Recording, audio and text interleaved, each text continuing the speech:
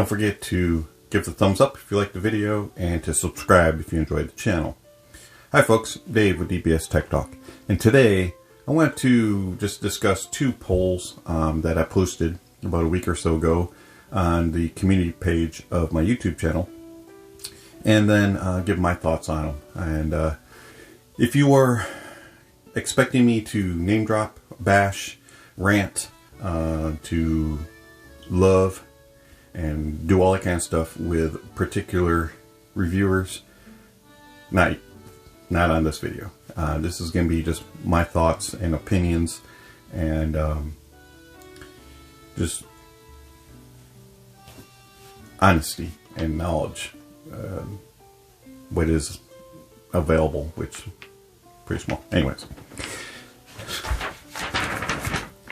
so those polls. There you go. Hopefully you can read them on screen. We'll find out in the end of the video when I rewatch it. So, first question. What do you prefer in a video review? That got 28 votes. And then what do you look for in a video review? That got 35 votes. So small sample size, but enough for me to get an idea of what you guys are looking for.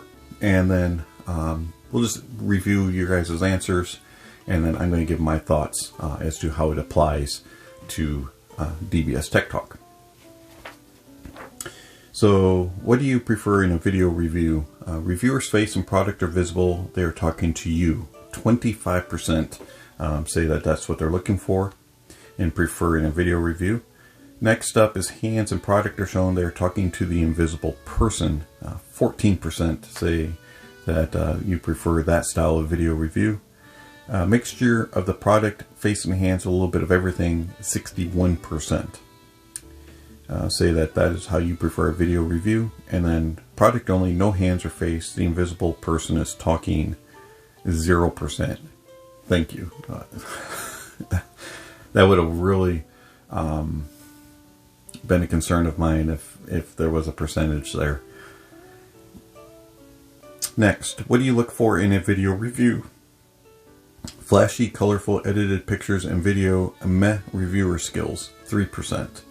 Knowledgeable and honest reviewer. Meh editing skills. 63%. And then knowledgeable and honest reviewer, flashy, colorful editing, 34%. So interesting. I'm going to leave these polls open. I probably will never close them. So if you ever come across this video 10 years from now, check out the link down below if it still works, and select your opinion. If you're watching it today or sometime in the near future, also do that. I would be curious to see if those numbers change through time. Or if it'll kind of stay consistent as to how it is broken out now.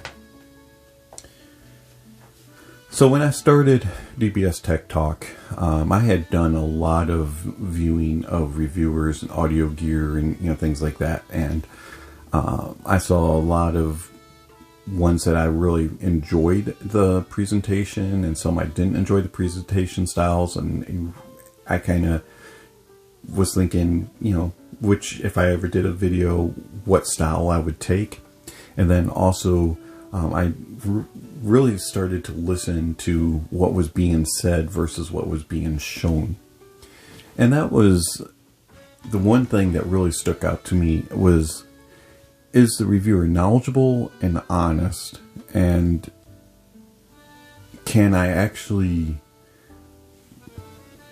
pick up on it in the video? There's various ways that you can hide things in a video.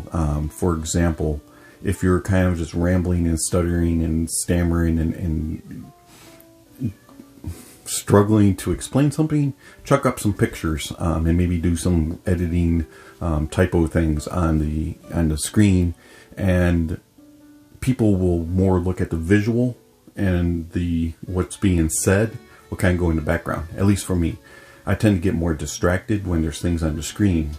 Whereas if I'm just looking at somebody, maybe they're holding something up, but I'm seeing their face, I'm going to more focus on their face and listen to what they're actually saying. Whereas if there's a bunch of other flashy stuff, I'm going to be distracted and maybe not pay attention as much as to what you're saying.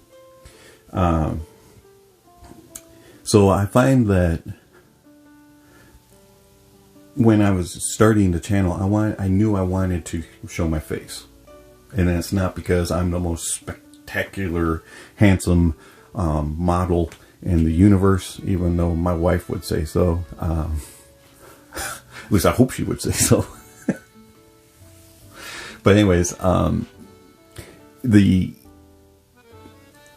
just find that showing a face and being able to look at somebody in the eyes, even if it's through a screen, helps you to feel whether or not they're being honest and genuine. Knowledge is a totally different thing, and I'm never going to claim that I'm the most knowledgeable person, and I am not at all, okay? And I am very much new at this, and I still am, even after having a channel for as long as I have. When I started the channel, I wanted it to be a vision or a journey with me into my growth as a reviewer and as an audiophile, and this, hopefully, if you go back and watch some of my first videos, don't judge me, and you'll see the progression, the way of my thinking, the things that I've learned, the ways that my ears have been trained a little bit, and just various things that I've learned through the time. And I want my subscribers and my viewers to go through that with me. And yeah, at the same time, I don't want to lose the focus of where I began versus where I am now, because there's a whole lot in between. And I think that knowledge can grow, and knowledge can you can learn more and gain more wealth of knowledge, but without becoming a pompous prick and without becoming stubborn to look at the stuff from the past and acknowledge, you know, hey, you know what? This little cheap IEM that I bought, or this first headphone that I purchased, the Superlux HD 681 Evo, is still pretty darn good. And, you know, it doesn't match up to a Hi-Fiman Ananda. It doesn't match up to a Sennheiser HD 600. It doesn't match up to a ADV M51D or a, you know, anything of those sorts. But it's still good for its price point. And I think that's where the knowledge factor plays in as a reviewer, along with the honesty. Because a lot of times, I felt like as I was watching and trying to learn how to progress my channel, that reviewers get to a point where they obtain endgame gear and everything else is just not good enough. And all their reviewers just, or all their reviews just kind of become, it's just, and they lose that objectivity and that subjectivity, and it's all about that one piece of gear that is their end game and nothing else can match up to it. I don't want to be that way. There's a reason why I have all the different amps and decks that I have. There's a reason why I use 2 different streaming types of services for music. There's a reason why I have 2 different types of downloaded music. There's a reason why I have all the different headphones that I have, and why I have 3 different DAPs and all this and that. And it's not because I just don't like getting rid of stuff, even though that is true when it comes to audio stuff. It is, I use it as a tool and as a reference. I still have the Superlux HD 681 Evo, which was my first kind of step into the world of audio. And then I also have all these other fine headphones that I can test and onto gear. And even though I do want to get endgame for myself personally, if I get to the point as a reviewer that says this is it, and nothing else matters, then it's time for me to retire as a reviewer. Because if I lose that objectivity, that objectiveness, and that subjectiveness as a reviewer starts to play in, then there's a problem. I need to be able to say, these are the differences. Here's my preference, but these are the actual differences. And even though it doesn't match up, it's still a good quality piece of gear. Or it's a bad piece of gear, or, vice versa. And I found that a lot of times reviewers got to the point of elitism and nothing else matters. I don't want to get there. I want to be honest and genuine. My editing skills will never get better. And when I started the channel, I said I don't want to do a whole lot of editing. I might fiddle around with it a little bit, but for the most part, editing doesn't matter to me, because for me, the flashiness is distracting, personally. I want to be able to have it so that somebody's talking to me and telling me what they're experiencing and how it makes them feel. Because then I know that it's legit. If I'm going to watch a review and I can get that feeling of it's fake, it's not genuine, that was staged, this is a sales pitch, you're not giving me any information, you're just giving me flashy pictures, then it's not for me.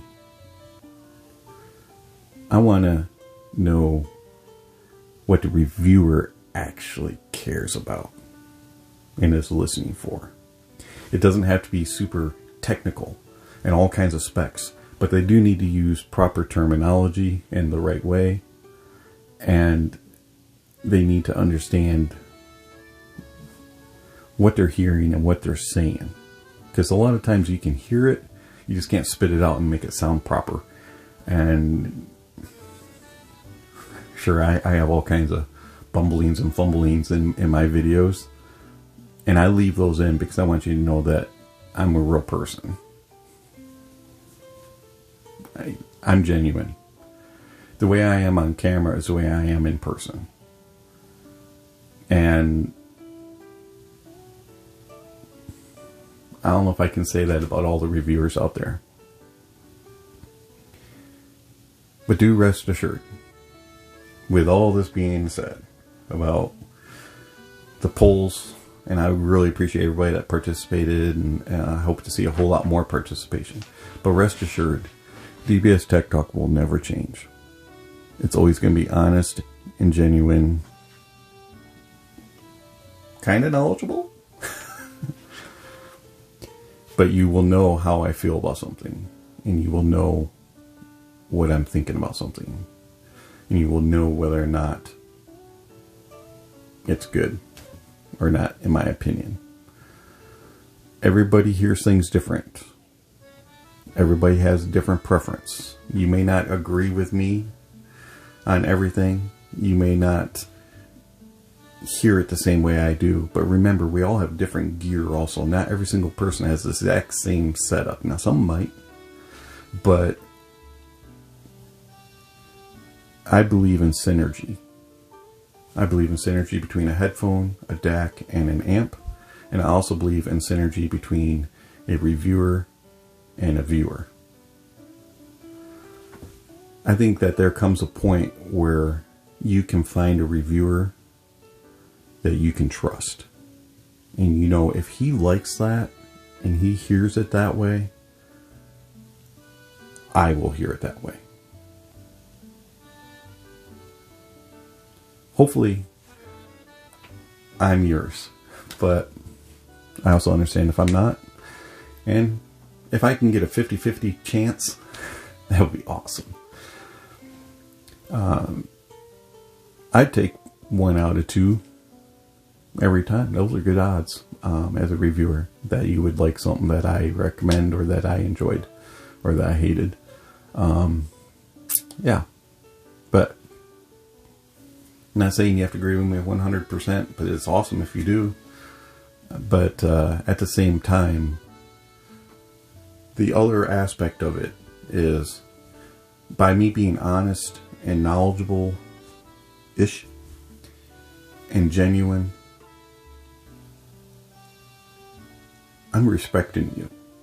Because if I'm just spouting off words and canned out phrases so that I can get you to use my affiliate link or get a lot of the product sold so that manufacturer will say, hey, Dave reviewed that and that generated X amount of sales, so we're going to send them another thing,